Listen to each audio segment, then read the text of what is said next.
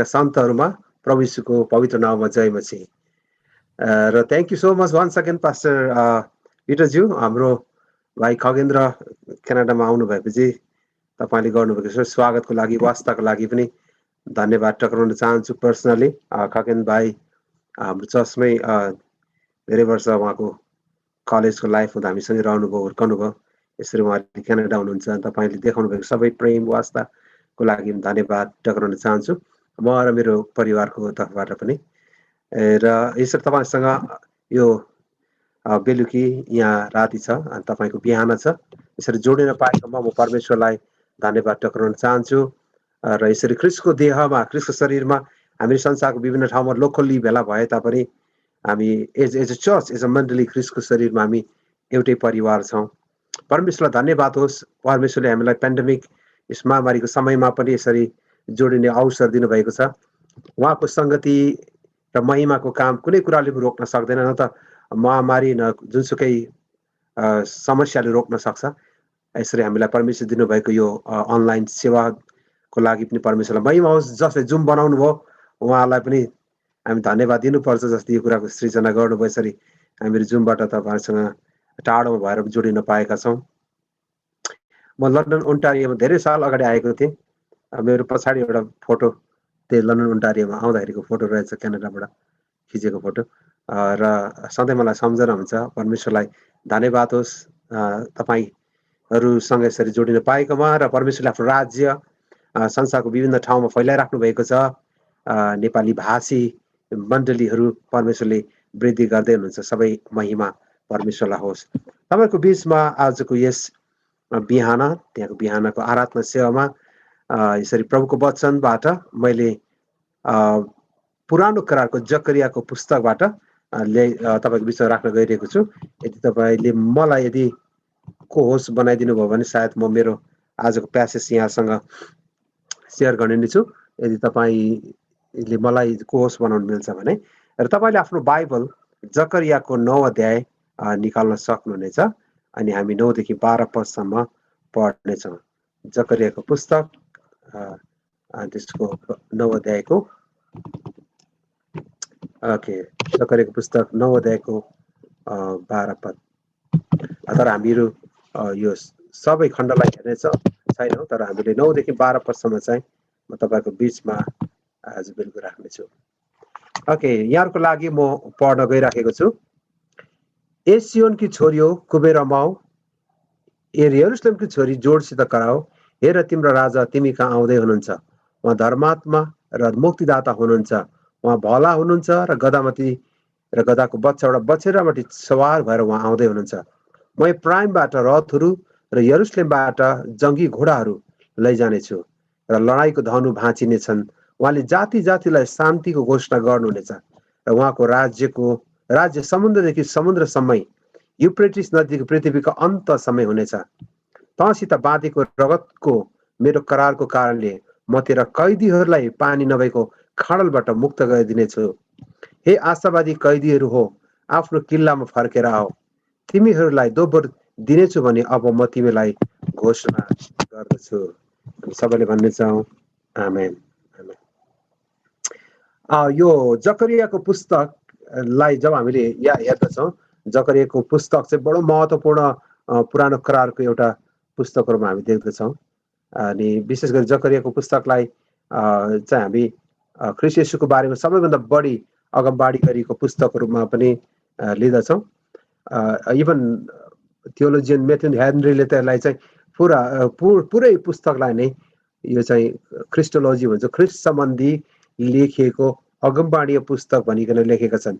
र जब तपाईँले हेर्नु चाहिँ यसमा थुप्रो अध्यायहरू तपाईँले याद गर्न सक्नुहुन्छ।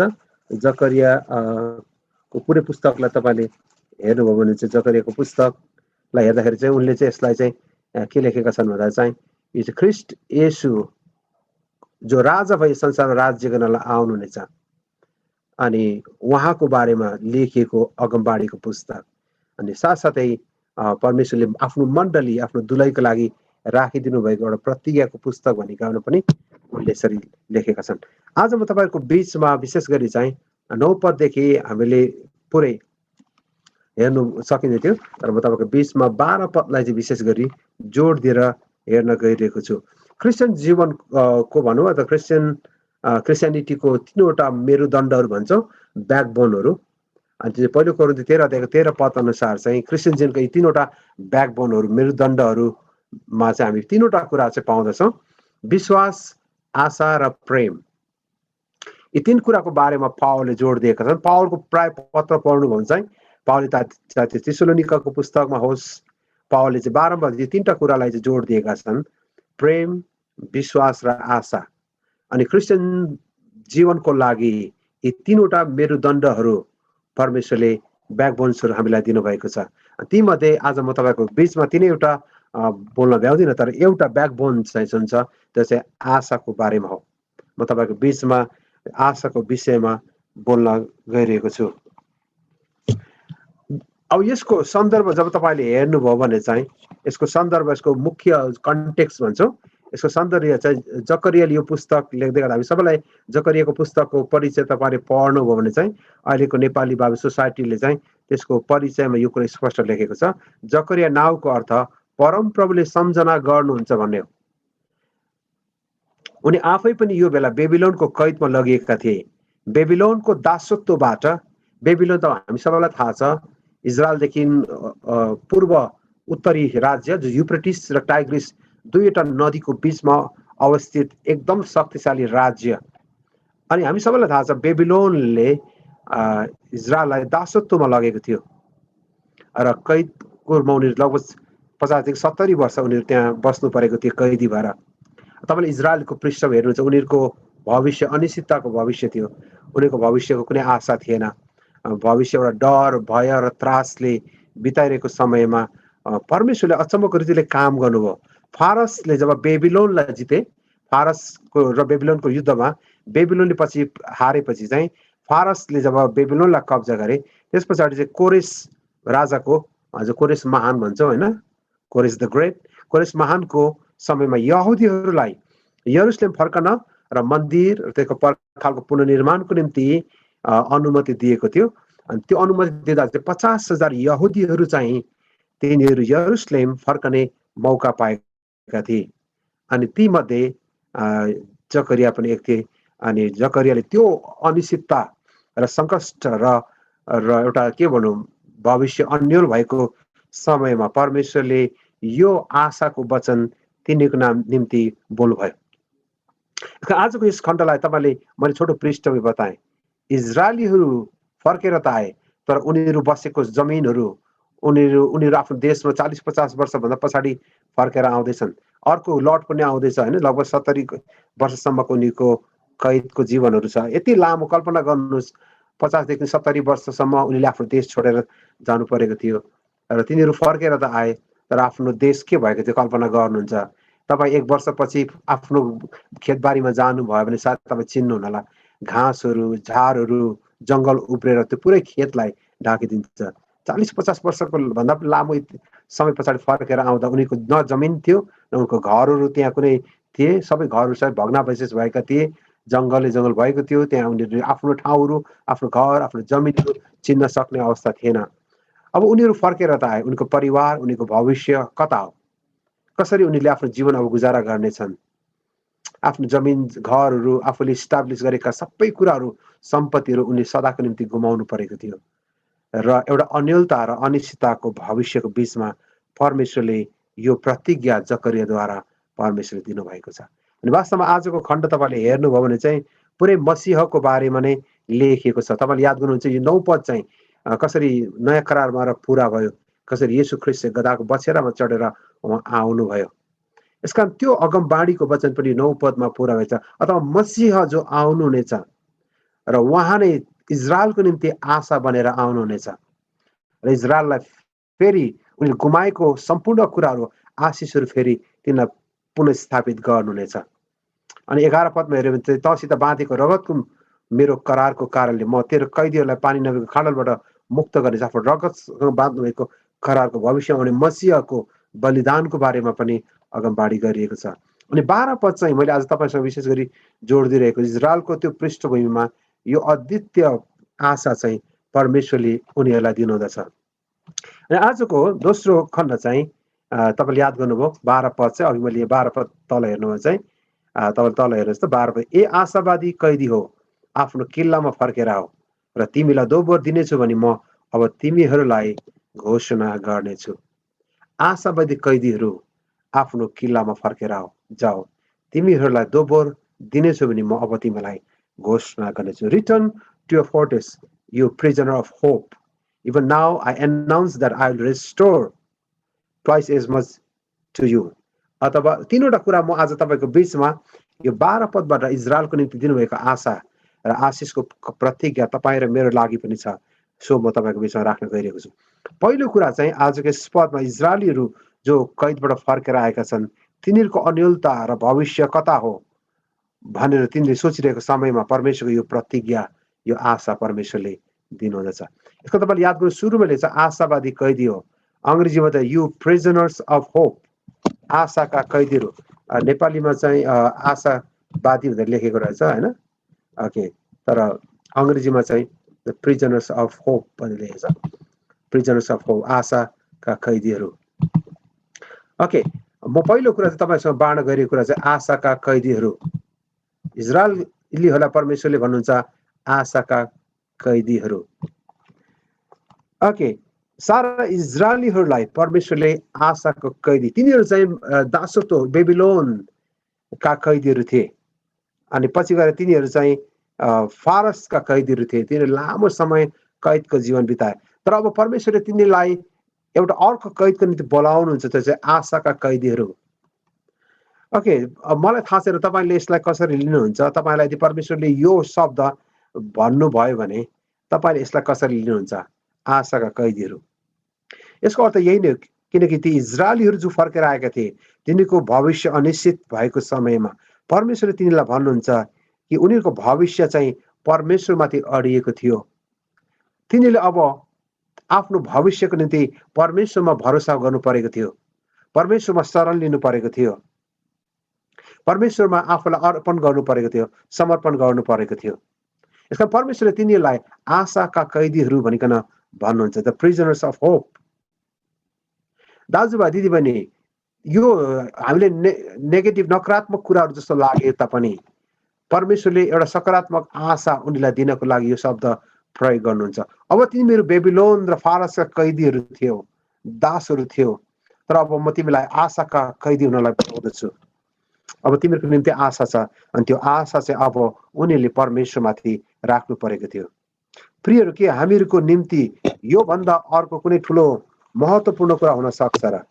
के परमेश्वरले नै उहाँको आशाको कैदी भने हामीलाई बोलाउनु हुँदा के हामी त्यो कुरालाई मन्जुर गर्छौं आशाको कैदी त्यो हो जो आशामा जिउनु बाहेक अरू उसको निम्ति कुनै बाटो रहने छैन हामी सबै त्यही आशासँग गाँसिएका छौं यसकारण त पावलले लेख्दछ इभन सृष्टि पनि व्यर्थताको वशमा पारियो त्यसको आफ्नै इच्छाले त हैन तर उहाँको इच्छाले जसले त्यसलाई वशमा पार्नुभयो त्यसैको आशामा तपाईले याद गर्नु इभन सृष्टि पनि एउटा आशामा जिउँदछ इभन व्यर्थताको वशमा पारियो भन्छ त्यसको आफ्नै इच्छाले त होइन तर परमेश्वरको इच्छाद्वारा परमेश्वरले हामीलाई आशाको निम्ति बोलाउनुहुन्छ अनि हाम्रो जीवनको लागि आशामा जिउनु बाहेक अर्को हाम्रो लागि कुनै अर्को अप्सन छैन त्यो आशामा हामीलाई रहनको निम्ति परमेश्वरले बोलाउनु भयो हामीहरू त उहाँको आशाको कैदी हुनलाई सृजिएका हौं जसमा हाम्रा आशिषहरू मात्र होइनन् तर हाम्रो भविष्य पनि सुनिश्चित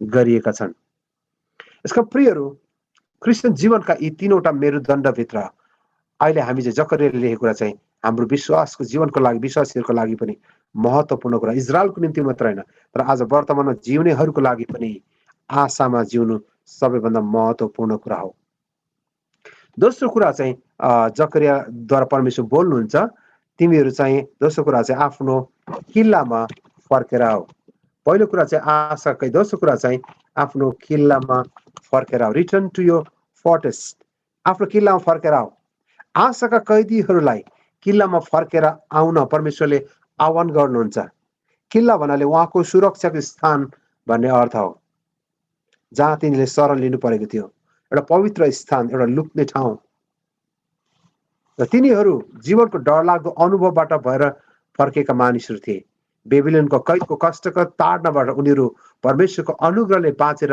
फर्केका यी कैदीहरू थिए। परमेश्वर भन्नुहुन्छ उहाँको सुरक्षित घरमा फर्केर जाऊ।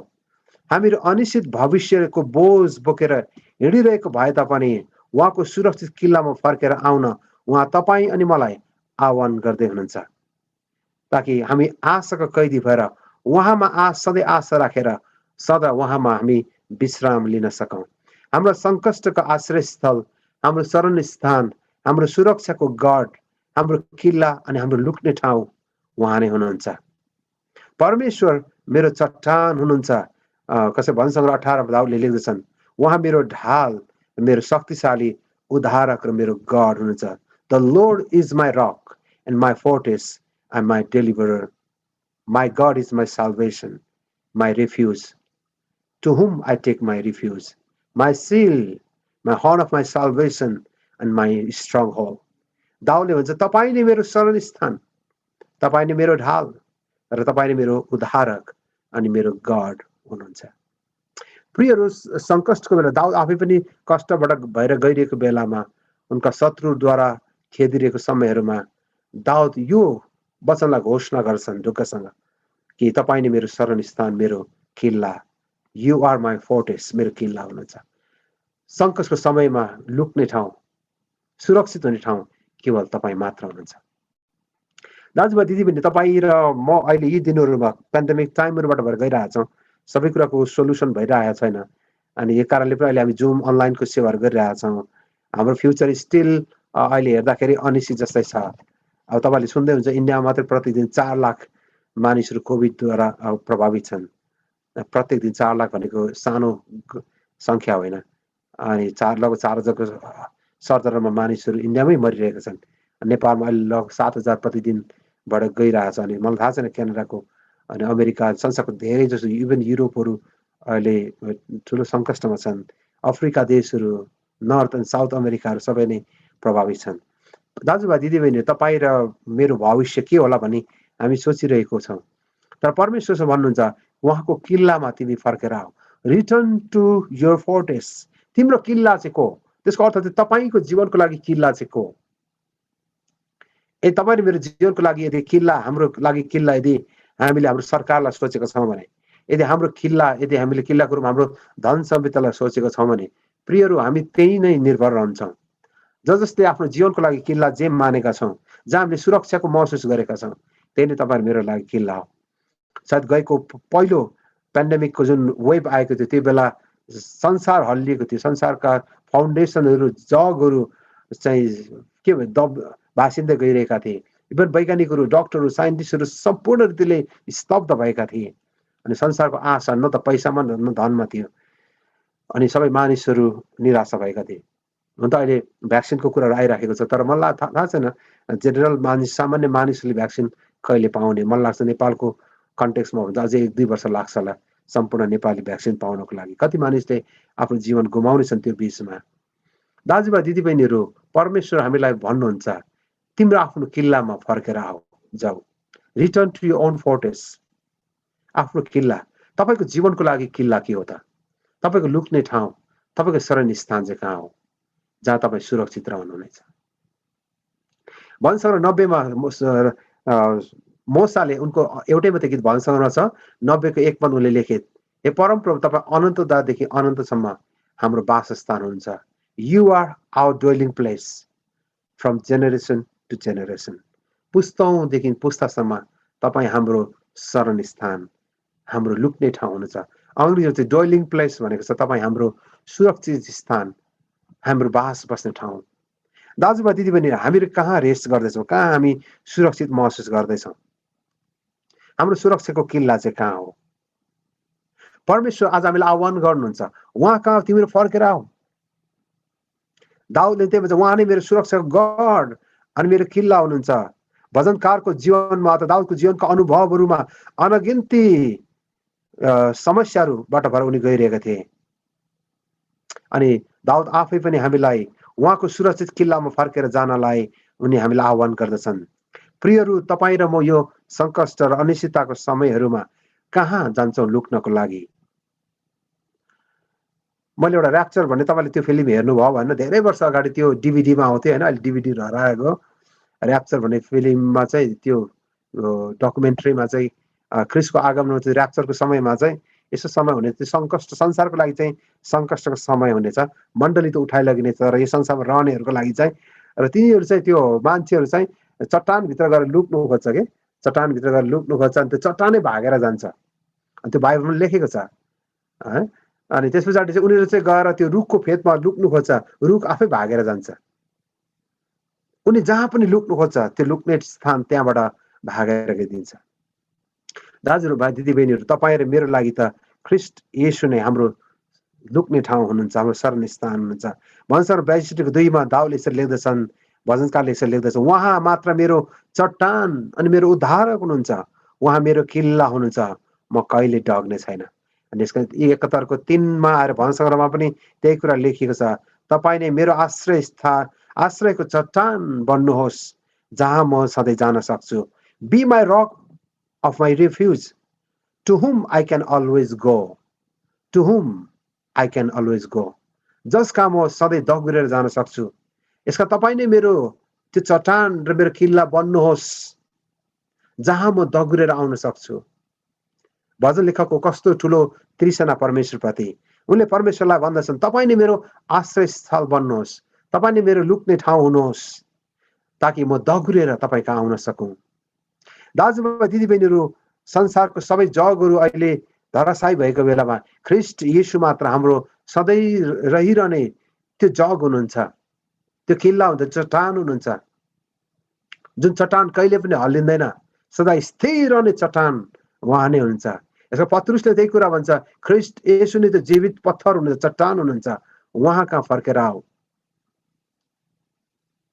दाजुभाइ दिदीबहिनी, यो सङ्कष्ट घडीमा हामी उहाँमा शरण लिन सकौँ, उहाँमा हामी दगुरेर जान सकौँ। एउटा मेरो सालले धेरै वर्ष त्यो गीत बनाउनु भएको थियो, तपाईँ नै मेरो धरहरा, तपाईँ नै मेरो लुक्ने ठाउँ, तपाईँमा नै रहेर म माथि माथि उड्नेछु। अनि त्यो गीत म धेरै वर्ष अगाडि उहाँले बनाउनु भएको, 12-13 वर्ष अगाडि बनाउनु भएको होला, अझै बढी भयो। मेरो विचारमा मेरो त्योभन्दा बढी भयो जस्तो लाग्यो मलाई, लगभग 25 वर्ष भयो जस्तो लाग्यो। मेरो विवाहको समयमा उहाँले त्यो गीत लेख्नु भएको, मेरो सालो त्यही बेला मेरो 17-18 वर्ष उमेरमा त्यो गीत उहाँले लेख्नु भएको थियो, तपाईँ मेरो धरहरा, तपाईँ मेरो लुक्ने ठाउँ, तपाईँमा नै रहेर म माथि माथि उड्नेछु। दाजुभाइ दिदीबहिनी, तपाईँ र म जीवनका यी अनिश्चितताका समयहरूमा, जीवनका कठिन समयहरूमा परमेश्वर नै हाम्रो किल्ला हुनुहुन्छ, अनि त्यो किल्लामा हामी फर्केर जान सकौँ। तर अघि मैले भने क्वेसन चाहिँ यही नै छ, तपाईँ र मेरो जीवनको लागि किल्ला चाहिँ के हो त? तपाईँ र मेरो किल्ला के हो? जहाँ हामी लुक्ने ठाउँ पाउँदछौँ, जहाँ हामी सुरक्षित हुन्छौँ। मैले अघि भने, न त हाम्रो धन सम्पत्ति, न त हाम्रो आफन्तहरूले, न त सरकारले हामीलाई सधैँ सुरक्षित राख्न सक्छ।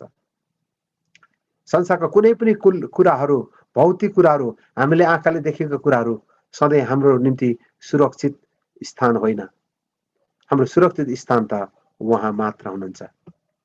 यसका त पत्रुसले यसरी भन्दछ होइन, अनन्त जीवनका कुरा त तपाईँसँग छ, तपाईँलाई छोडेर हामी कहाँ जाउँ? अनन्तका कुरा त तपाईँसँग छन्, सुरक्षाका कुराहरू, भविष्य कुरा त तपाईँसँग छन्, हामी तपाईँबाट भागेर कहाँ जाउँ? दाजुभाइ दिदीबहिनीहरू, के तपाईँ र मेरो निम्ति परमेश्वरको सुरक्षाको स्थान हुनुहुन्छ? के तपाईँको निम्ति परमेश्वर किल्ला हुनुभएको छ? आज बेलुकी हामी यो कुरालाई घोषणा गर्न सकौँ, तपाईँ नै मेरो किल्ला हुनुहुन्छ। Lord, you are my fortress, my stronghold, my rock and my salvation. तपाईँ मेरो चट्टान, मेरो किल्ला, मेरो सुरक्षाको गढ तपाईँ नै हुनुहुन्छ, मेरो उद्धारक, my redeemer. You are my shield, where I can take my refuge. जहाँ म सुरक्षित हुन सक्छु, जहाँ म शरण लिन सक्छु। यसकारण परमेश्वर आह्वान गर्नु छ सारा इजरायलीहरू जो कैदबाट फर्केका थिए, ती 50 इजरायलीहरू जसको भविष्य सुनिश्चित थिएन, कहाँ गएर बस्ने, के खाने, भविष्य कता हो, के हो, उनीहरू 50,000 यरुशलेमको पर्खालको निर्माणको निम्ति फर्केर आउने मौका त पाए, तर पनि उनीहरूको भविष्य चाहिँ निश्चित थिएन, किन उनीहरूले खेतीबाली त्यहाँ गरेका थिएनन्, कयौँ वर्ष फर्केर आएका थिए, उनीहरूको खेत बारीहरू कहाँ थियो उनीहरूलाई थाहा थिएन, उनीहरूको लागि भविष्य कता हो। यसका प्रियहरू, परमेश्वरले त्यो बेला तिनीहरूलाई आशा दिनुहुन्छ। यसका प्रियहरू, परमेश्वरले तपाईँ र मेरो निम्ति पनि यही आशा परमेश्वरले राखिदिनु भएको छ। त्यस पछाडि लेखकले चाहिँ तेस्रो कुरा हामीलाई यहाँ त्यो परमेश्वर यो प्रतिज्ञा गर्नुहुन्छ जकरियाद्वारा, म दोब्बर आशिष तिमीलाई दिनेछु, I will restore twice as much to you. दोब्बर आशिष दिने, नेपालीमा दोब्बर आशिष, आई विल रेस्टोर ट्वाइस, म दोब्बर आशिषहरू तिमीहरूलाई दिनेछु। जुन कुरा उनीहरूले कैदमा जान अघि गुमाएका थिए ती सबै फिर्ता पाउन लागेका थिए, उहाँले पुनर्स्थापना गरिदिने प्रतिज्ञा गर्नुहुन्छ। दोब्बरमा उनीहरूमा आशिषहरू फर्कन लागेका थिए। इजरायली जसले 70 वर्ष कैदमा बिताएका ती दिनहरू अब परमेश्वरले प्रशस्त गरी फेरि फिर्ता गर्ने प्रतिज्ञा गर्नुहुन्छ। यही कैदबाट फर्केकाहरूलाई परमेश्वर यर्मिया अगमवक्ताद्वारा पनि यो अगमबाणी पूर्ण वचनहरू प्रतिज्ञाहरू दिनुभएको छ। हामी सबैलाई थाहा छ, यर्मिया 29:11 हामी सबैलाई त्यो पद थाहा छ। परमेश्वरले भन्नुहुन्छ, जुन योजना मैले तिम्रो लागि बनाएँ तिमीहरूको उन्नतिको लागि, तिम्रो नोक्सानीको लागि होइन, तिमीलाई एउटा आशा अनि एउटा भविष्य दिनको लागि, एउटा आशा अनि एउटा भविष्य दिनको लागि। हामी जुनसुकै कष्टहरू र परिस्थितिबाट भएर गइरहेको भए तापनि उहाँले हामीलाई एउटा भविष्य दिनको निम्ति बोलाउनु भएको छ। यसका हाम्रा सपनाहरू पुरा गर्ने आशा परमेश्वरले हामीलाई दिनुहुन्छ। शैतानले नष्ट गरेका ती सबै आशिषहरू प्रशस्त मात्रामा दोब्बर परमेश्वरले खन्याउने प्रतिज्ञा गर्नुहुन्छ। सायद कोरोनाको कारणले हामीले गुमाएका थुप्रै कुराहरू छन् होला। तपाईँहरूले थुप्रै कुरा, कतिजनाले काम गुमाउनु भयो, कतिजनाले थुप्रै परिवार गुमाउनु, धेरै कुराहरू हामीले गुमायौँ। भौतिक कुराहरू, आर्थिक कुराहरूदेखि लिएर धेरै कुरा हामीले गुमाएका छौँ। तर परमेश्वर स्टिल हामीलाई यो बिचमा पनि आशा दिनुहुन्छ। यसको उहाँ भन्नुहुन्छ, आशाका कैदीहरू, द प्रिजनर्स अफ होप, परमेश्वरमा आशा राख कि म तिमीलाई छुटकारा मात्रै दिने छैन, तर तिमीलाई म आशिष पनि दिनेछु। हाम्रो आशाले हामीलाई कहिले निराशामा परिवर्तन नगरेको होस्, किनकि त्यो आशालाई हामीले कहिले हराउनुहुन्न। यसको त्यो परिस्थितिहरूमा त्यो आशालाई हामीले पक्रिराख्न सकौँ।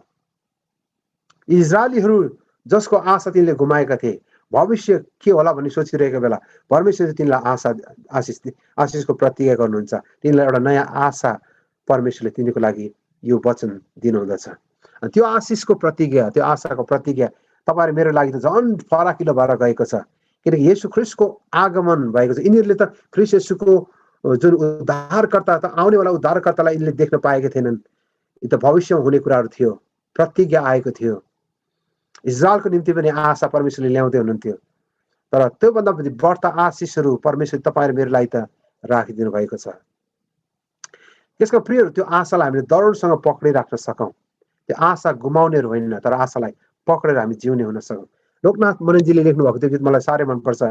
बादलमा फेरि आउनेछन् यीशु राजा, त्यही आशामा हाँसिदेऊ, आँसुलाई थामिदेऊ, तिमीले मुटु बाँधेर कारागारहरूमा पर्खेका छौ, तिमीले निन्दा चोटहरू उनको निम्ति भनेर खपेका छौ, साथी समाज छुटेर जाँदा आकाशमा उनलाई कुरेका छौ, निश्चय नै प्रभु फेरि आउनेछन् त्यही आकाशमा, तिम्रो धीरजलाई नहराऊ, केही बेर पर्खिदेऊ। दोस्रो अन्तरमा उनले लेखेका छन्, तिम्रो नाउँलाई पनि उनले जीवनको किताबमा लेखेका छन्, तिम्रो ठाउँ उनले आफ्नो घरमा अनन्तलाई तोकेका छन्। यसका तिम्रो हृदय दुखित नबनोस्, उनको वचन सधैँ याद गर। दाजुभाइ दिदीबहिनीहरू, तपाईँ र म दह्रो भएर आफ्नो विश्वासलाई दह्रोसँग पक्रेर हामीलाई परमेश्वर दिनुभएको आशामा हामीहरू सदा जिउन सकौँ। किनकि परमेश्वरले हामीलाई जुन प्रतिज्ञा इजरायलीको निम्ति राखिदिनु भयो, त्यो प्रतिज्ञा हाम्रो निम्ति झन् बढी परमेश्वरले राखिदिनु भएको छ। नयाँ करारमा जिउनेहरूको लागि त झन् परमेश्वरको प्रतिज्ञाहरू, पुरानो करारको लागि जुन प्रतिज्ञाहरू थियो त्योभन्दा दोब्बर प्रतिज्ञाहरू परमेश्वरले हाम्रो निम्ति राखिदिनु भएको छ। अनि येशू ख्रिस्टद्वारा हामीलाई परमेश्वरले दिनुभएको आशिष त हामीलाई अनगिन्ती आशिषहरू, जो पुरानो करारका मानिसहरूले पाएको भन्दा पनि दोब्बर आशिषहरू परमेश्वरले हामीलाई राखिदिनु भएको छ। यसका ती प्रतिज्ञाहरूमा हामीहरू परमेश्वर दिनुभएको आशाका ती वचनहरूलाई हामीले विश्वास गर्न सकौँ। जब जीवनमा समस्याहरू आउँदछ, कहिलेकाहीँ चाहिँ हामीलाई परमेश्वरको आशामा जिउन, उहाँमा भरोसा राख्न, उहाँमा दगुरेर आउन हामी सक्दैनौँ। हामी आफ्नै तौर तरिकाद्वारा आफ्नो सुरक्षाको कवचहरू बनाउँदछौँ, हाम्रो आफ्नै सुरक्षाको लुक्ने किल्लाहरू हामी बनाउँदछौँ। तर परमेश्वर भन्नुहुन्छ, उहाँमाथि विश्वास गरेर तिमी आऊ, उहाँले हाम्रो लागि किल्ला हुनुहुन्छ। उहाँका प्रतिज्ञाहरूमाथि हामीले भरोसा गरिराख्न सकौँ।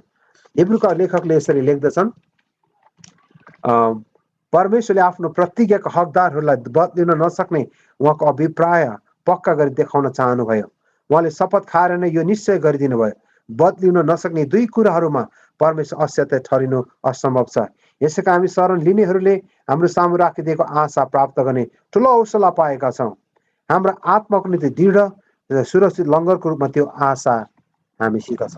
तपाईँले प्रियहरू त याद गर्नुभयो, त्यो दृढ आशा हामीसँग छ, अनि त्यो चाहिँ सुरक्षित लङ्गरको रूपमा परमेश्वरले हामीलाई त्यो दृढ आशा दिनुभएको छ। आजको हिब्रूले यसो भनेछन्, त्यो बदलिन नसक्ने दुई कुराहरू छन्, त्यो चाहिँ उहाँको प्रतिज्ञाहरू र उहाँको नेचर, उहाँको के भन्नु, उहाँको स्वभाव, उहाँको चरित्र। यी दुई कुराहरू कहिले पनि परिवर्तन भएर जाँदैनन्। पहिलो कुरा चाहिँ उहाँका प्रतिज्ञाहरू, the promises of God and his character. यो दुईटा कुरा चाहिँ कहिले पनि बदली हुन नसक्ने कुरा छ, किनकि परमेश्वरले कहिले पनि एउटा काम गर्न सक्नुहुन्न, त्यो हो परमेश्वर कहिले झुट बोल्न सक्नुहुन्न। यसका उहाँका प्रतिज्ञाहरू, उहाँले जुन करार हामीसँग बाँध्नु भएको छ, ती करारमा उहाँ सदा स्थिर रहनुहुन्छ, अटल रहनुहुन्छ। यसका हिब्रूको लेखक 19 मा यसकारण यसरी भन्दछन्, यसको 18 पद, बदलिन नसक्ने दुई कुराहरू असत्य ठहरिनु असम्भव छ। यसकारण हामी शरण लिने हाम्रो सामु राखिदिएको आशालाई प्राप्त गर्ने ठुलो हौसला पाएका छौँ। हाम्रो आत्माको निम्ति दृढ र सुरक्षित लङ्गरको रूपमा त्यो आशा हामीसित छ। तपाईँले याद गर्नुभयो भने त्यो लङ्गरको रूपमा भनेर लेखेको छ, होइन, त्यो आशाको लङ्गुर। ओके, हामी सबैलाई त्यो लङ्गरको विषयमा थाहा होला, हामी एङ्कर अफ होप भन्छौँ। हामी सबैले जहाज यदि तपाईँ चढ्नु, मलाई पक्कै पनि मेरो विचारमा क्यानाडा थुप्रै जहाजहरू छ त्यहाँ, होइन, के अरे समुद्री तटहरू तपाईँ जानु भएको छ, साना साना डुङ्गाहरू चढ्नु नै भएको होला सायद। क्यानाडा र युएसको बिचमा ठुलो एउटा, होइन, हामी सबैलाई थाहा छ, लेक पनि छ, इरी लेक पनि छ। म पनि त्यहाँ जाने मौका पाएँ, जहाजबाट भित्र त्यो सानो सानो टापुहरूमा जाने मौका पाएँ। अनि त्यो जहाजहरू तपाईँले याद गर्नुभयो, त्यहाँ चाहिँ एङ्कर, यो चाहिँ पुरानो खालको एङ्कर छ। अहिलेको एङ्कर चाहिँ जुन चाहिँ लङ्गर भन्छौँ, होइन, यो चाहिँ अहिलेको नयाँ चाहिँ आधुनिक चाहिँ एकदम ठुलो टनको बनाएको छ। अहिलेको यस्तो त्यो सानो जहाजमा मात्रै प्रयोग गर्छ, तर अहिलेको ठुल्ठुलो जहाजहरूको लागि चाहिँ 4 टन 5 टन इभन 20 टनसम्मको ठुलो ठुलो त्यो चाहिँ मेसिनले नै, जेनेरेटरद्वारा, इन्जिनद्वारा नै त्यसलाई समुद्रको बिचमा खसालिन्छ। हामी सबैलाई त्यसलाई चाहिँ हामी लङ्गर भन्दछौँ। तपाईँले याद गर्नुभयो, अब अहिलेको पुरानो सानो सानो जहाजमा चाहिँ तपाईँले याद गर्नुभयो चाहिँ त्यहाँ त्यो अगाडिबाट त्यो दुलोबाट तल खसालिँदो रहेछ, होइन। अनि त्यो लङ्गर चाहिँ, त्यो एङ्कर चाहिँ तल पानीको गहिरामा साङ्लोद्वारा त्यो चेनले बाँधेर समुद्र मुनि खसालिन्छ। अनि ती जहाजहरू चाहिँ समुद्रको किनारामा कति ठाउँ राख्ने ठाउँ भएन भने, त्यो बाँध्ने स्पेसहरू भएन भने चाहिँ पानीको लगभग 200-300 मिटर पर पनि पानीमाथि नै त्यो जहाजलाई अडाइराखेको हुन्छ। अनि त्यो जहाजहरू चाहिँ पानीमाथि तैरिरहेको हुन्छ, हावाका झोक्काहरू, हुरी बतासले त्यो जहाजलाई हिर्काइरहेको हुन्छ, तर त्यो जहाज चाहिँ त्यहाँबाट सरेको हुँदैन। म सुरुमा छक्कम परेँ, कसरी त्यो जहाज त्यहाँ रहिरहेको होला, कसरी त्यत्रो आँधी बेरी आइरहेछ, त्यत्रो ठुलो ज्वार भाटहरू आइरहेछ, त्यो जहाजलाई यत्तिकै हल्लाइरहेछ, पल्टाउनु खोजिरहेछ, तर त्यो जहाज चाहिँ त्यो ठाउँबाट सरेर गएको चाहिँ म देखिनँ। अनि मेरोमा चाहिँ एउटा कौतूहल त, त्यो कसरी त्यो जहाजलाई चाहिँ अब त्यो किनारमा भएको पनि त्यसको साङ्लोले बाँधेको छ भन्नु, तर त्यो कसरी त्यहाँ अडिएको होला भनेर मेरो मनमा सोचिरहन्थेँ। पछि मलाई थाहा भयो, त्यहाँ चाहिँ त्यो लङ्गर, जसलाई हामी एङ्कर भन्छ, त्यो चाहिँ पानी मुनि खसाइएको हुँदो रहेछ। यसको जतिसुकै ठुलो आँधी बेरी आए तापनि त्यो साङ्लोले जुन जहाज र लङ्गरलाई चाहिँ जुन बाँधेको छ, त्यो लङ्गरको कारणले, त्यो एङ्करको कारणले गर्दाखेरि चाहिँ त्यो जहाजहरू जसोसुकै आँधी बेरीमा पनि त्यो समुद्रको त्यो बीच भागमा खडा भइरहेको छ। हो, त्यो जहाजहरू हल्लिरहेको छ, त्यो जहाज चाहिँ त्यो ठाउँबाट सरेर चाहिँ जाँदैन। किन जाँदैन? किनकि त्यसको एङ्कर चाहिँ, त्यसको लङ्गर चाहिँ पानीको गहिराइमा राखिएको हुन्छ। त्यो गरौँ, त्यो टन टनको वेटको त्यो लङ्गर्सहरू चाहिँ पानी मुनि खसालिएको कारणले गर्दा चाहिँ त्यो जहाज चाहिँ त्यहाँबाट सरेर जाँदैन। यहाँ हिब्रूको लेखकले के भन्छ भने चाहिँ हामीहरू पनि हाम्रो आशाको लङ्गरमा हामीहरू पनि जोडिएका छौँ, अथवा हामीहरू त्यो आशामा ख्रिस्टसँग जोडिएका छौँ। यसकारण तपाईँले मेरो जीवनमा जसोसुकै आँधी बेरी आए तापनि, चुनौतीहरू आइ नै राख्छन्, समस्याहरू आइ नै राख्छन्, तर पनि हामीहरू त्यहाँबाट हल्लिएर जाँदैनौँ। हाम्रो विश्वासहरू हल्लिने छैन, हामी स्थिर रहनेछौँ। हो, आँधी बेरी आउँछ हाम्रो जीवनमा, अप्स एन्ड डाउनको लाइफहरू हुन्छ, थुप्रै प्रकारका आँधीका झोक्काहरू हाम्रो जीवनमा आउँछ, च्यालेन्जेसहरू हाम्रो जीवनमा आउँछ, चुनौतीहरू आउँछ, थुप्रै प्रकारका बिमारहरू, समस्याहरू, आर्थिक भौतिक कुरादेखि लिएर आत्मिक क्षेत्रका कुराहरू, पारिवारिक तनावहरू, थुप्रै प्रकारका समस्याहरू, चुनौती हाम्रो जीवनमा आउँछन्, हाम्रो परिवारमा आउने नै छन्। तर तपाईँले मेरो आशा यदि ख्रिस्टको प्रतिज्ञामा जोडिएको छ भने त्यो चाहिँ हो, लङ्गर भनेको त्यही नै हो, द एङ्कर अफ होप। त्यो आशाको लङ्गुर चाहिँ तपाईँ र म जोडिएका छौँ भने हाम्रो आँधी बेरीले हाम्रो विश्वासलाई ध्वस्त गर्न सक्दैन। हो, हामीलाई त्यसले हिर्काउँछ, त्यसले हामीलाई हल्लाउन खोज्छ, तर हामी त्यो स्थानबाट सरेर जाँदैनौँ, किनकि हाम्रो आशा चाहिँ परमेश्वरको प्रतिज्ञाहरूमाथि अडिएका छन्। जस्तो तपाईँले हिब्रूको 6 अध्यायको अहिले हामीले 19 पद पढ्यो, 18-19 पद, र त्योभन्दा अगाडि हेरेर चाहिँ अब्राहमको बारेमा लेखेको छ। अब्राहम कसरी परमेश्वरको प्रतिज्ञामा रहिरहे, उनको जीवनमा थुप्रै प्रकारको अप्स एन्ड डाउनहरू, तलमाथिको जीवनहरू आयो, तर बाइबल लेखेको छ हि वक बाई फेथ, उनी चाहिँ विश्वासद्वारा हिँडिरहे र उनले चाहिँ एउटा सहरको प्रतीक्षा पनि गरे अरे, जसलाई बनाउने परमेश्वर स्वयं पनि हुनुहुन्छ। यसकारण अब्राहम पनि विश्वासद्वारा त्यो परमेश्वरको प्रतिज्ञाहरूमा उनी रहिरहे। यसका प्रियहरू, हामी त्यो आशाको लङ्गरसँग जोडिएका छौँ भने हाम्रो जीवनमा जसोसुकै समस्या आए पनि हाम्रो विश्वासहरू हल्लिने छैन, हामीहरू परमेश्वरसँग जोडिरहनेछौँ। जसरी जहाजमा आँधी बेरी आए तापनि त्यो जहाज त्यो समुद्रको पानीबाट, त्यो स्थानबाट सरेर जाँदैन, किनकि उसको उचाइ, त्यो उसको चाहिँ लङ्गर चाहिँ, त्यो एङ्कर चाहिँ पानी मुनि खसाइएको हुन्छ। यसकारण त्यो लङ्गरसँग जोडिएको कारणले जहाजहरू चाहिँ आँधी बेरीमा पनि समुद्रमा स्थिर रहन्छन्। तपाईँ र मेरो आशा चाहिँ यदि परमेश्वरसँग जोडिएको छ भने जसोसुकै जीवनमा परिस्थिति भए पनि हामी स्टिल स्थिर रहिराख्नेछौँ।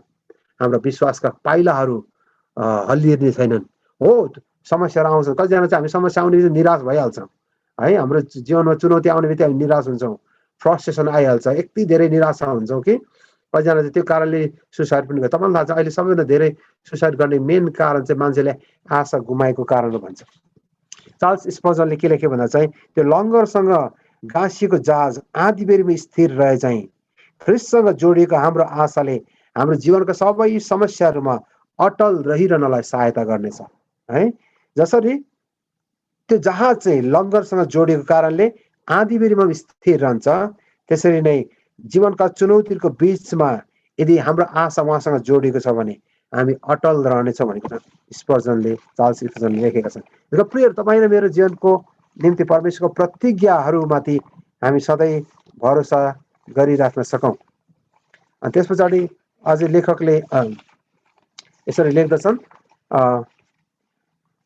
हाम्रो आशाको बारेमा अझै हामी केही पद हेर्नेछौँ। रोमीको 15-13 पदमा आशाको परमेश्वरले तिमीहरूलाई विश्वासद्वारा सम्पूर्ण आनन्द र शान्तिले भरिपूर्ण गरिदिनु यस हेतुले कि पवित्र आत्माको शक्तिद्वारा तिमीहरू आशामा प्रशस्त हुन सक, आशामा प्रशस्त हुन सक है, प्रशस्त हुन सक।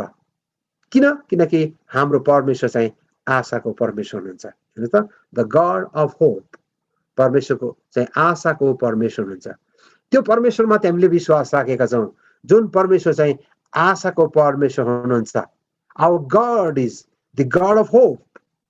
यसका अझै 5 पदमा, त्यही 15को 5मा हेऱ्यो भने चाहिँ our God is the God of encouragement, हाम्रो परमेश्वर चाहिँ प्रोत्साहनको परमेश्वर, उत्साहको परमेश्वर भने लेखेको छ। तर यहाँ लेखेको छ हाम्रो परमेश्वर चाहिँ आशाको परमेश्वर हुन्छ। यसकारण जकरियाद्वारा परमेश्वर यो प्रतिज्ञा जकरियालाई, इजरायलीहरूको लागि दिनुहुन्छ कि आशाको परमेश्वर तिमीसँग हुनुहुन्छ। यो प्रतिज्ञा परमेश्वरले तिमीहरूको निम्ति दिनुभएको छ, तिमीलाई एउटा आशा अनि एउटा भविष्य दिएको निम्ति। यर्मियालाई द्वारा परमेश्वर यही कुरा बोल्नुभयो, इजरायलीहरू तिमीहरू निरन्तर विश्वासमा रहिरह, परमेश्वरको प्रतिज्ञामाथि भरोसा राख, किनकि परमेश्वर जुन योजना तिम्रो लागि बनाउनु भयो तिमीलाई एउटा आशा र एउटा भविष्य दिनको लागि। यसकारण तिमीहरू त्यो आशामा, परमेश्वरको प्रतिज्ञाहरूमाथि तिमी जोडिराख। जस्तै जहाज त्यो लङ्गरसँग जोडिएको हुन्छ त्यसरी तिमीहरूको आशा चाहिँ परमेश्वर जोडिराख्न सकोस्, किनकि परमेश्वरले जुन योजनाहरू हाम्रो निम्ति बनाउनु भएको छ, परमेश्वरले हाम्रो निम्ति एउटा सुन्दर भविष्य बनाउनु भएको छ। A.W. टोजरले यसो लेखेका छन्, आशाले हामीलाई गहिरो अर्थ बोकेर जिउन सिकायो, किन यो आशा हाम्रो उद्धारकर्ता अथवा प्रभु यीशु ख्रिस्टको मुखबाट निस्किएको थियो। आशा बाइबलको मुटुको धड्कन हो भन्छ। The hope is the heartbeat of scripture है। धर्मशास्त्रको बाइबलको चाहिँ सबैभन्दा मुटुको धड्कन चाहिँ यही नै हो। परमेश्वरले हामीलाई त्यो आशाको निम्ति बोलाउनु भएको छ। प्रिय मेरो यही प्रार्थना छ हामी त्यो आशामा निरन्तर रहिराख्न सकौँ, त्यो आशालाई चाहिँ हाम्रो हृदयमा रोपिराख्न सकौँ। त्यो चाहिँ एउटा ऋतुमा जसरी हाम्रो आशाको ऋतुमा हामी छौँ अहिले, हामी निरन्तर रूपमा त्यो आशालाई पक्रिराख्न सकौँ, किनकि त्यही आशाले हामीलाई निरन्तर अघि बढ्नको निम्ति सहायता गरिरहन्छ। आशाको बिउ त्यसरी खेर जान दिनु हुँदैन। यो निश्चित रूपमा यसले प्रशस्त फल ल्याउने नै छ। यसकारण त्यो आशालाई हामीले रोपिराख्नु पर्दछ। यसकारण त परमेश्वरको वचनले हामीलाई त्यो आशा दिँदछ अनि उहाँ नै हाम्रो आशा हुनुहुन्छ। इभन पावलले त के भन्छ भने चाहिँ ख्रिस्ट येशू नै हाम्रो महिमित आशा हुन्छ। कलसी 1:27 पढ्नुहोस्, तीतसको 2:13 पढ्नु भने चाहिँ पावलले के लेख्छ भने चाहिँ Christ is our glorious hope, he is our glorious hope. येशू नै हाम्रो महिमित आशा हुनुहुन्छ। पहिलो पत्रुसमा चाहिँ पत्रुसले के लेखे भन्दा 1:3 चाहिँ उहाँ नै हाम्रो जीवित आशा हुनुहुन्छ। Christ is our living hope. त पावलले के भने he is our glorious hope, उहाँ नै हाम्रो महिमित आशा हुनुहुन्छ। तर पत्रुसले भन्छ उहाँ नै हाम्रो जीवित आशा पनि हुनुहुन्छ। किनकि येशू ख्रिस्ट मृत्युबाट बौरी उठ्नुभयो, उहाँले मृत्युलाई जित्नु भयो, उहाँ पुनरुत्थान हुनुभयो। संसारमा मृत्युबाट बौरी उठ्ने जीवित हुने उहाँ मात्रै हुनुहुन्छ। पावलले भन्छ उहाँ नै मृत्युबाट बौरी उठ्नेमा उहाँ पहिलो फल भएर आउनुभयो। येशूले मृत्युलाई जित्नु भयो। यसकारण त पहिलो कोरिन्थी 15:56 पढ्नु, ए मृत्यु तेरो खिल कहाँ? मृत्यु त विजयमा निल्यो। किनकि ख्रिस्ट येशूको पुनरुत्थानले संसारको निम्ति आशा दिएको छ, उहाँको आगमनले संसारको निम्ति आशा दिएको छ। यसका अब येशूको पहिलो मानवीय आगमनले संसारको निम्ति आशा दियो। तर अब विश्वासीको लागि डबल आशा चाहिँ के छ भन्नुहोस् त? उहाँको दोस्रो आगमन हो। दोस्रो आगमन चाहिँ संसारको मानिसहरूको लागि होइन। येशू ख्रिस्टको पहिलो शारीरिक आगमन जो 2000 वर्ष येशू संसारमा आउनुभयो, यो चाहिँ संसारको सबै मानिसको लागि आशा थियो। तर येशू जब फेरि आउनु नै छ, अब यो चाहिँ अन्य जातिहरूको निम्ति होइन, येशू चाहिँ विश्वासीहरूको निम्ति आशा बनेर आउनु नै छ।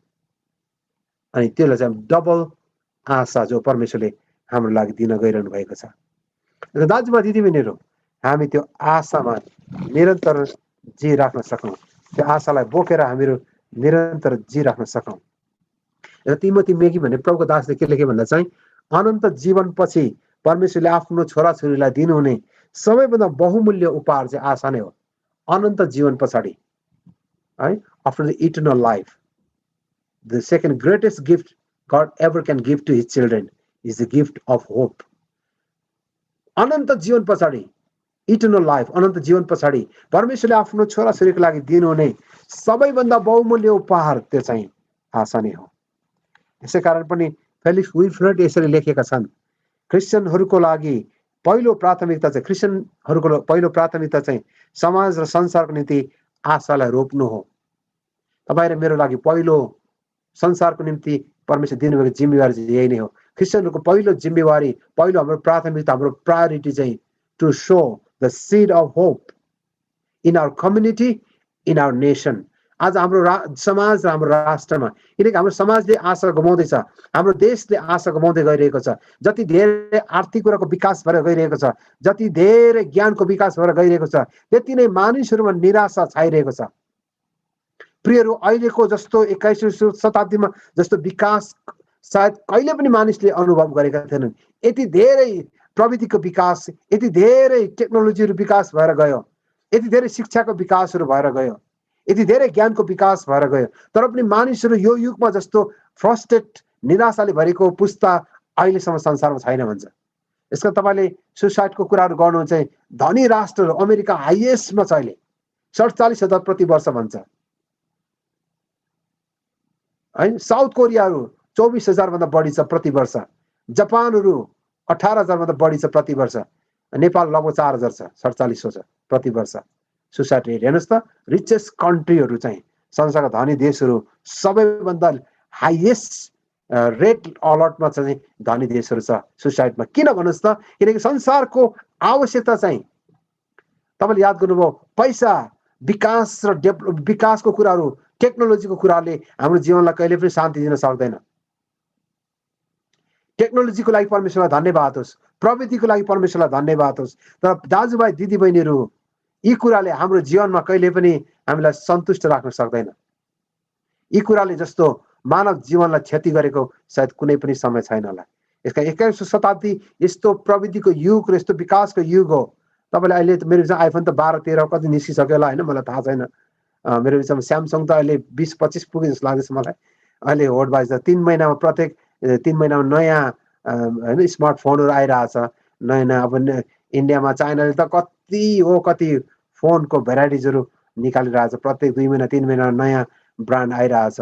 यति धेरै टेक्नोलोजीले यत्रो ठुलो छलाङ मारेर गयो, यत्रो ठुलो प्रविधिको विकास भएर गयो। तर यो युगमा जस्तो निराशाले भरिको युग सायद पहिला थिएन होला। किन भन्नुहोस् त, भौतिक कुरा नै मानव जीवनको पहिलो आवश्यकता होइन। यसो कसैले यसरी भनेका छन्, मानिसको पहिलो आवश्यकता यदि पैसाको भएको भए परमेश्वरले अर्थविदलाई पठाउनु हुने थियो। मानिसको पहिलो आवश्यकता यदि शिक्षाको भएको भए परमेश्वरले शिक्षाविदलाई पठाउनु हुने थियो। मानिसको पहिलो आवश्यकता यदि मनोरञ्जनको भएको भए परमेश्वरले हास्य कलाकार पठाउनु हुने थियो। तर संसारको पहिलो आवश्यकता पाप, संसारको समस्या पाप भएको कारणले परमेश्वरले मुक्तिदातालाई यस संसारमा पठाउनु भयो। दाजुभाइ दिदीबहिनीहरू, जबसम्म हामी ख्रिस्टमा हाम्रो कनेक्सन छैन, जबसम्म हाम्रो जीवन ख्रिस्टसँग जोडिँदैन, जबसम्म ख्रिस्टसँग हामी गहिरोसँग जोडिँदैनौँ, तबसम्म हामीले आशालाई भेटाउन सक्दैनौँ।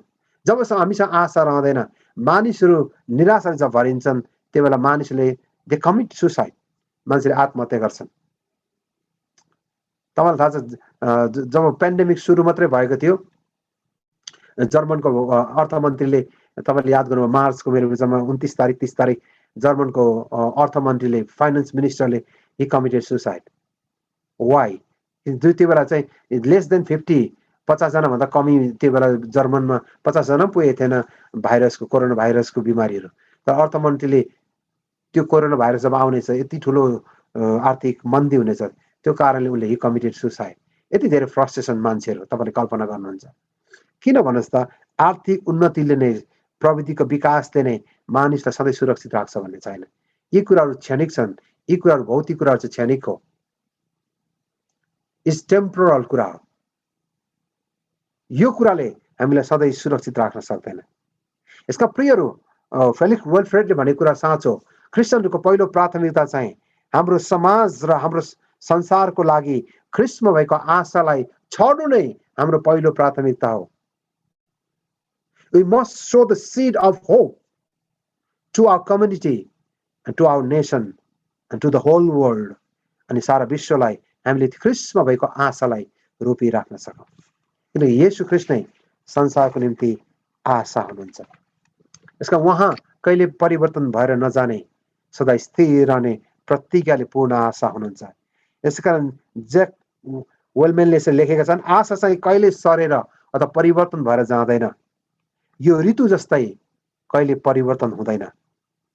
त्यो सिजन हुन्छ नि, सिजनहरू चाहिँ चेन्जेस भएर, नेपालमा 6वटा सिजन छ, क्यानाडामा मलाई थाहा छैन, अमेरिकामा मेरो 3वटा 4वटा सिजन छ जस्तो लाग्दैछ मलाई, अमेरिका र क्यानाडामा। तर नेपाल चाहिँ 6वटा सिजनहरू छ, 6वटा ऋतुहरू छ। यो ऋतुहरू चाहिँ, सिजनहरू चाहिँ चेन्ज भएर गइरहेको छ। मेरो विचारमा अहिलेको ऋतुमा चाहिँ धेरै पातहरू झरिरहेको छ होइन, एउटा नयाँ पालुवा लाग्ने समय आइरहेको छ। बसन्त ऋतु छ अहिले, अहिले चाहिँ मेरो स्प्रिङ सिजन छ, अहिले नेपालमा स्प्रिङ सिजन छ। यो सिजन चाहिँ एकदम बेस्ट सिजन मान्छौँ। तर अहिले कोरोनाको कारणले गर्दाखेरि हाम्रो नेपालमा लकडाउन छ, परिस्थिति यस्तै छ। तर प्रियहरू, परमेश्वरले यो बिचमा पनि भन्नुहुन्छ कि उहाँको प्रतिज्ञाहरू चाहिँ कहिले परिवर्तन भएर जाँदैन। होला हामी समस्याहरूले भरिएका छौँ, तर प्रियहरू, परमेश्वरको दुलही, परमेश्वरको मण्डली चाहिँ त्यो बिचमा पनि कहिले परिवर्तन भएर जाँदैन। हाम्रो जीवन कहिले पनि यस परिस्थितिले हाम्रो विश्वासलाई परिवर्तन गर्दैन।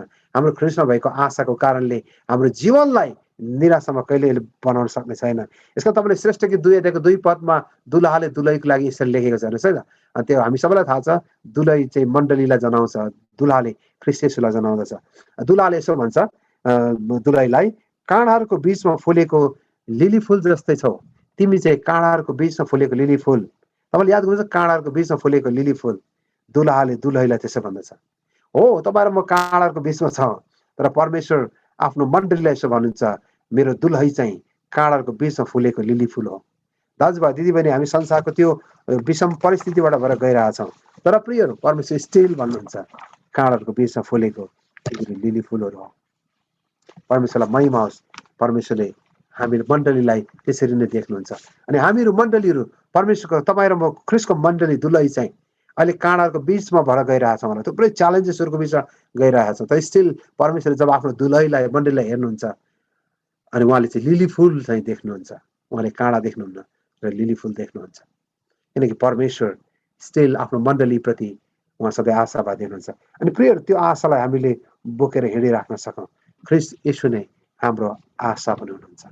त्यसकारण अन्तिममा एउटा स्टोरी भनेर म अन्त गर्न चाहन्छु। कतिले जी क्याम्पबेल मोर्गनको स्टोरी सुन्नु भएको होला। क्याम्पबेल मोर्गनले चाहिँ उनको किताबमा चाहिँ उनको साथीको बारेमा एउटा स्टोरी लेखेका छन्। मलाई त्यो स्टोरी साह्रै मन परेको स्टोरी छ।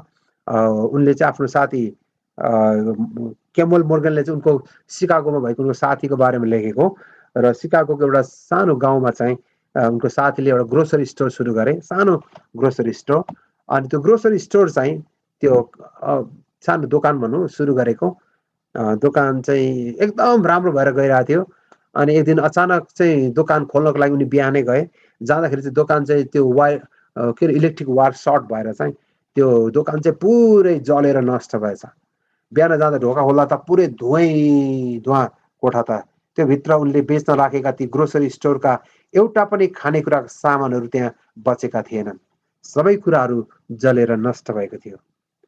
अनि क्याम्पबेल मोर्गनले उनको साथीको बारेमा उनले यसो लेखेको थिए। उनको साथीले चाहिँ त्यो त्यस्तो अवस्था, भयावह अवस्था, त्यो इलेक्ट्रिक सर्ट भएर त्यो उनको ग्रोसरी स्टोर जलेर नष्ट भएको देखेर चाहिँ उनी चकित पनि भए। तर उनले यसो हेरे, निरीक्षण गर्दा एउटा कुरा मात्रै जलेको रहेन रहेछ, त्यो चाहिँ उनको पैसा त्यो काउन्ट गर्ने त्यो डेस्क चाहिँ जलेको रहेन रहेछ, त्यो टेबल चाहिँ जलेको रहेन रहेछ। अब के गर्ने, अब मान्छेहरू आउने बेला भयो, उनको सबै ग्रोसरी स्टोर जलेर नष्ट भएको थियो, त्यो टेबल मात्रै जलेको रहेनछ। अनि त्यो टेबलमा उनले चाहिँ एउटा नोट लेखेर गएका रहेछन्। त्यो नोटमा चाहिँ उनले एउटा पेपरमा लेखेको त्यो नोट चाहिँ यस्तो थिएछ, मेरी पत्नी नानीहरू बाहेक मैले सबै कुरा गुमाएँ, केवल आशा मात्र बाँकी छ। मेरी पत्नी र मेरा नानीहरू बाहेक मैले सबै कुरा गुमाएँ, तर केवल आशा मात्र बाँकी छ। आशा चाहिँ कहिले जलेर नष्ट भएन भनेको। सबै कुरा जलेर नष्ट भयो, मेरा ग्रोसरी स्टोरको सबै कुरा जलेर नष्ट भयो, तर मेरो पत्नी मेरा नानीहरू बाहेक सबै कुरा जलेर नष्ट भए तापनि एउटै कुरा अब मसँग बाँकी छ, चाहिँ आशा। आशा कहिले जलेर नष्ट भएन। अनि त्यसको तल उसले लेखेको छ, नेक्स्ट विकबाट यो दोकान फेरि सुरु हुनेछ। दाजुभाइ दिदीबहिनीहरू, हाम्रो जीवनमा धेरै च्यालेन्जेस आइ नै राख्छन्। थुप्रै फ्यामिली च्यालेन्जेसहरू छ, विभिन्न प्रकारका चुनौतीहरूबाट हामी सामना गर्छौँ। इकोनोमिक्स फाइनेन्सियल च्यालेन्जेसहरू, कतिजनाको अब स्टडीको कुराहरू च्यालेन्जेस होला, फ्युचरको बारेमा, भविष्यको बारेमा, मण्डलीको बारेमा थुप्रै कुराहरू हामी धेरै कुराको क्राइसिसहरू हामी सामना गरिरहेका छौँ होला। तर परमेश्वरले आज हामीलाई यही प्रतिज्ञा दिनुहुन्छ, ए आशाका कैदीहरू, द प्रिजनर्स अफ होप, आशाका कैदीहरू, उहाँको किल्लामा तिमीहरू फर्केर आऊ। परमेश्वर प्रतिज्ञा गर्नुहुन्छ, म तिमीलाई दोबर तिमीलाई म दिनेछु, म तिमीलाई दोबर आशिषहरू दिनेछु। परमेश्वरले तपाईँको परिवारमा परमेश्वरले दोबर आशिषहरू ल्याउनु भएको होस्। हामी उहाँको प्रतिज्ञामाथि भरोसा गरिराख्न सकौँ। अघि मैले भने हिब्रूको पुस्तकबाट यी दुईवटा कुराहरू कहिले परिवर्तन हुँदैनन्, परमेश्वरको प्रतिज्ञाहरू र उहाँको स्वभाव, उहाँको चरित्र। उहाँ सदा एक समान हुनुहुन्छ। उहाँको प्रतिज्ञाहरूले यहाँलाई सधैँ हर परिस्थितिमा धीरज साथ उहाँमा अघि बढिराख्न सहायता गर्नुभएको होस्, किनकि हाम्रो परमेश्वर चाहिँ आशाको परमेश्वर हुनुहुन्छ। God bless you all. प्रभुले सबैजनालाई प्रशस्त आशीष दिउन्। सबैलाई जय मसीह।